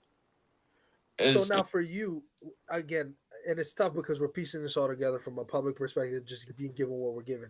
From you, is there any legal thing pending for you? Or are you just kind of a witness? Like, is there any accusations being made against you, or accusations that you're making against either James or Luke? I don't know exactly what's public. Would you guys like tell me what's like the last thing you heard? I mean, they fought. There was the video of them Milk fighting jug. one another. The milk jug, James saying that Luke was going to get arrested for throwing the milk jug through the Okay, window. Yeah, that wasn't milk, but that's crazy. That's the story. Anyways, yeah, I was. No, it a I'm not. jug? There's no legal issues with me. My name's cleared. I didn't throw no jugs. I didn't do nothing. I didn't break no crimes. So I'm clear on that regard. I was accused at first, but Okay, yeah, but you're yeah. good now. Like, so, but have the police reached out to you as part of like the witness process at all? Like, are you No. involved in any of that? So you just kind of exited stage left. Do you talk to Luke? Do you talk to James? Like, what's that relationship like now? Nah, yeah, not talking to either of them, to be honest. You don't talk to either. Have they tried to reach out to Yeah. you? You just like ignoring them, or what's? I've talked to Luke like once since, and it's just yeah, no, I don't want to be around that. Like I'm. Yeah, you seem like a pretty like relaxed guy, to be honest with you. I mean, like I almost feel you almost make me feel bad. Like, damn, this poor kid is just trying to work, and like he's getting, brought into this really weird domestic situation where nobody's even having sex, and it's getting crazy. Yeah. I mean, yeah, I just don't want to be around that. I'm trying to better myself. That, like I said, Luke's anger wasn't unwarranted, but throwing a jug through someone's window is pretty crazy. But so you said it wasn't a milk jug. What was it? Can you say what it was? It was a piss jug for Like, sure. pleading the fifth. It was a piss jug. That's fair. 100%. Okay. You don't just have jugs around if there's no milk in them. Do you know? Do you know where Luke is now? Like, where is he still local? I think he is still around here, but I don't know where he is. Okay, interesting. Man, what a I'm sorry that you had to be a part of that. Now, obviously, this sort of puts you in the spotlight a little bit. I mean, Yeah, dude, drama. My name's getting yeah, talked about. Nah, yeah, but yo, yeah. since you were the only other one there, I need to know who's winning in a fight, Luke or Jason? Uh, James. James, 1,000. Or what the fuck am I saying? Luke. Luke's winning outright. Yeah, Luke would win in my opinion. Alright. James might have like that. I don't even know what I should say. Like that psycho. It just like Yeah, might be I knew crazy you were enough. going somewhere with it. I was thinking Yeah, you were going to say something else, but so I think the number one issue the public has, and I'll just say this as a objective viewer, is James was open and honest on the show about his history with drug usage. So when there's these accusations being thrown back and forth about drug usage, I think that naturally people are going to default to like James is a prior drug user. He's probably the one using drugs again.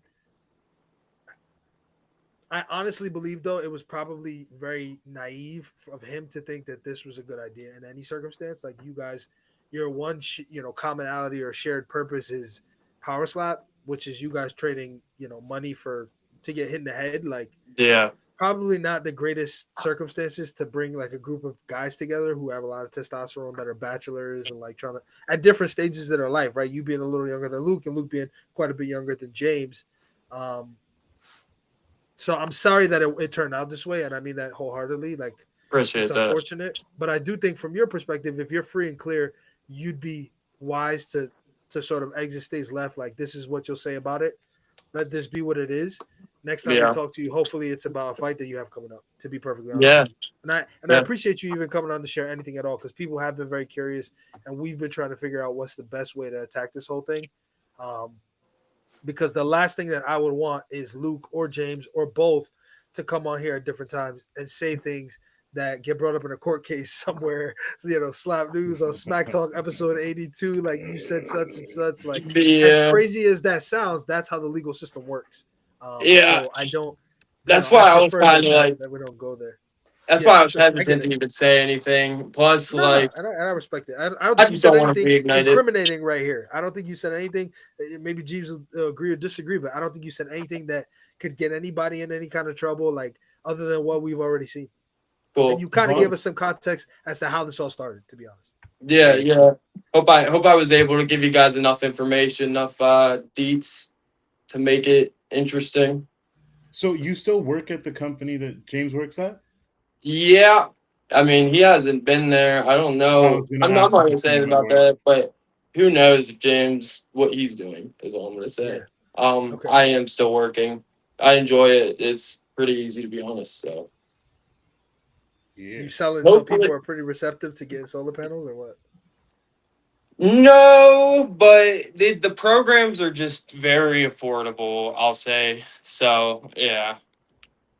And That's fair. it's not as bad as you would think. Like when I was starting this, like I thought everyone was gonna be fuck you, get the fuck out of here. People are Yo, honestly so nice. sell me on them right now. Sell me on your solar panels right now. Let's do it. I'd have to like Give pitch me- you. Let's do it. I'm ready. Okay. I want to make sure I can like say this. All All right. right, come knock on the door.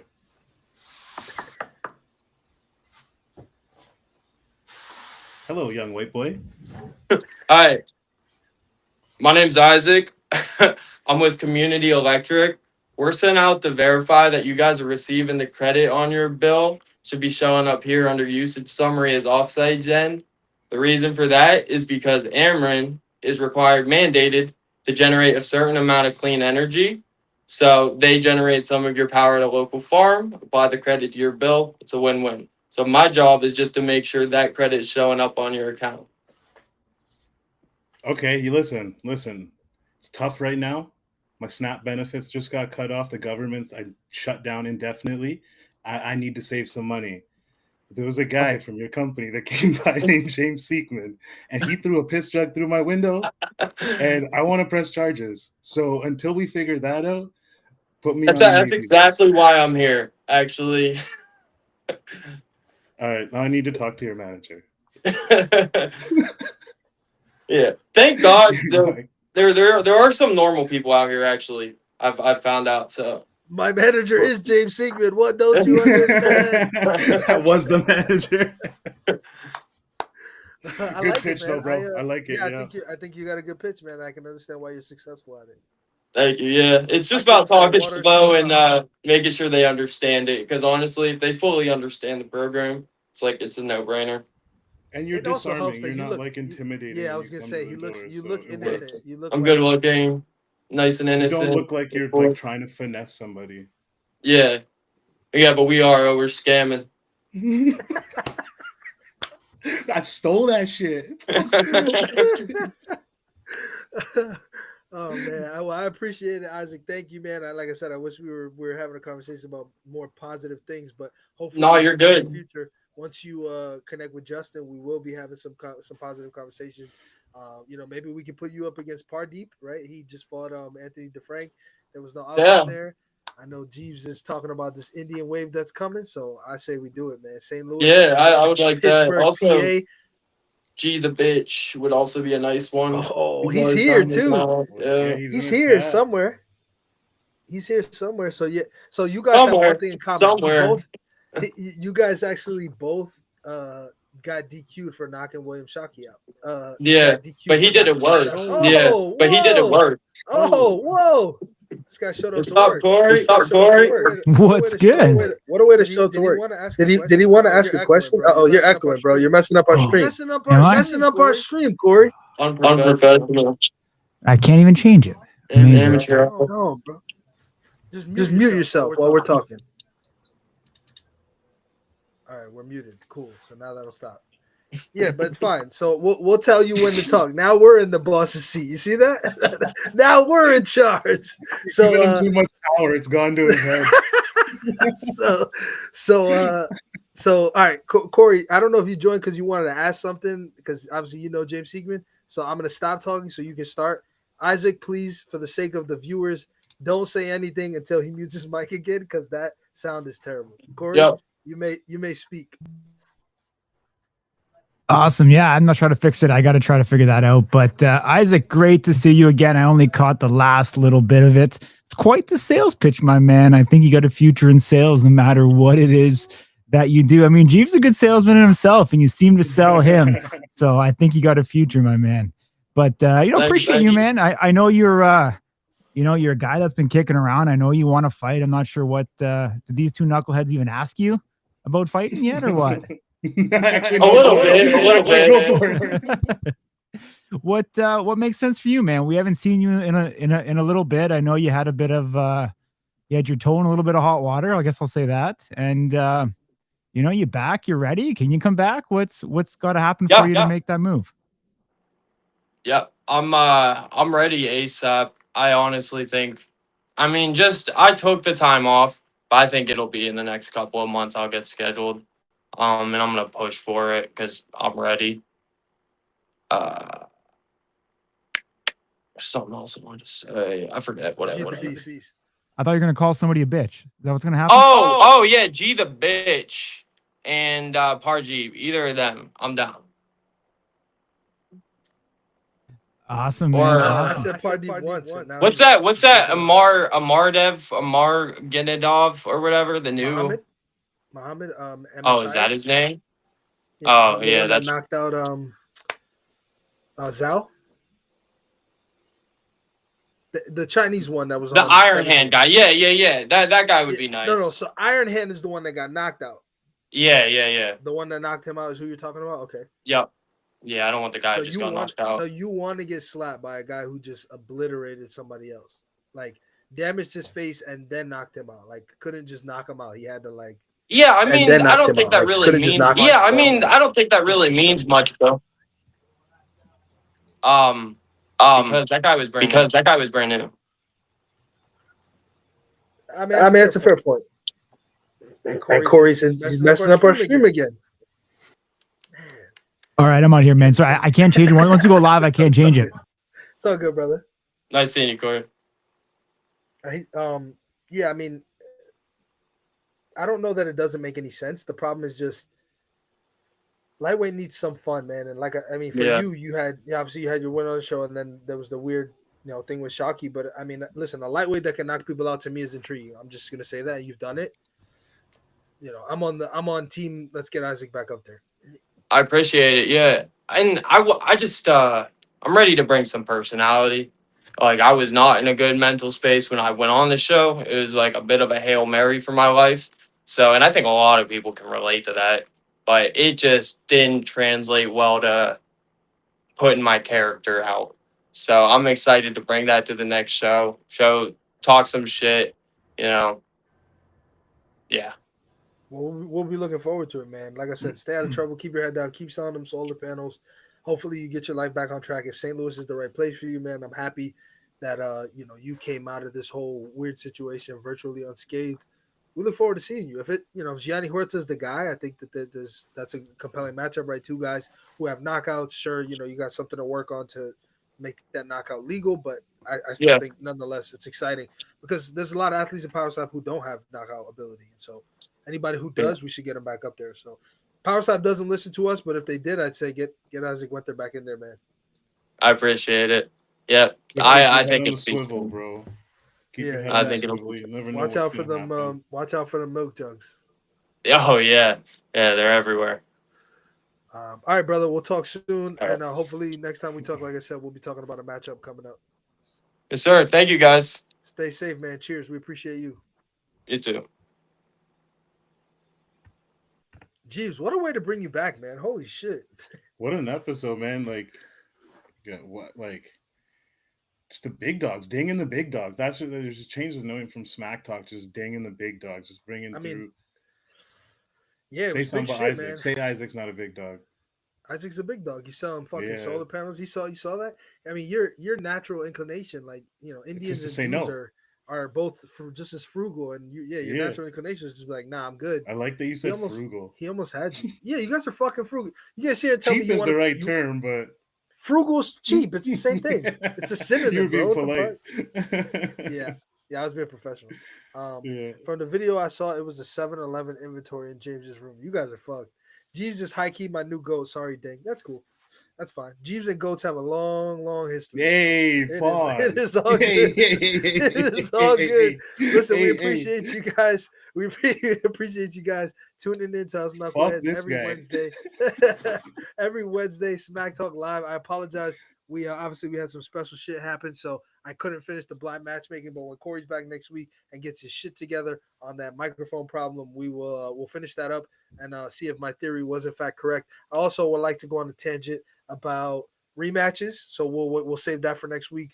But much love to you guys. Thank you so much for watching. Make sure you tell a friend. We're live every Wednesday, 6 Pacific on the West Coast in North America, 9 Eastern, on the East Coast of North America.